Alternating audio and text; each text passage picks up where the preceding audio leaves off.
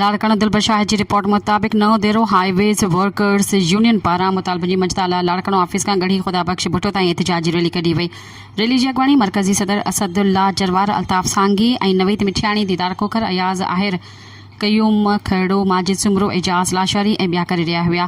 सिंध में मुलाज़िमनि सां वॾियूं बेसावघातियूं कयूं पई वञनि। मुल्क जे 3 सूबनि में डिस्पैरिटी अलाउंस, ग्रुप इंश्योरेंस, सन कोटा, फोती कोटा, महांगाई जे दौरे में मुलाज़िमनि जी 100 सैकड़ो पघारूं वधाइण समेत ॿिया मुतालबनि ते अमल नथो कयो वञे। ज़ुल्म ख़िलाफ़ आवाज़ उथारंदे मुलाज़िमनि सां नाजाइज़ियूं करे जबरी तौर ते ॾूंहां इलाइक़नि ॾांहुं बदिली कयो वियो आहे।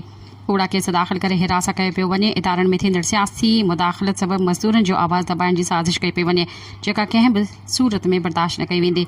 अॼु मजबूर थी गढ़ी खुदा बख्श भुट्टो में दफ़न थियल शहीदनि वटि दांह खणी सदर Pakistan Asif Ali Zardari, PP chairman Bilawal Bhutto Zardari, MPA फरियाल टालपुर खे पाण सां थींदड़ ज़ुल्म बाबति ॿुधाइण आया आहियूं त असांजे एहतजाज जो नोटिस वठी थींदड़ ज़ुल्म बंदि करायो वञे।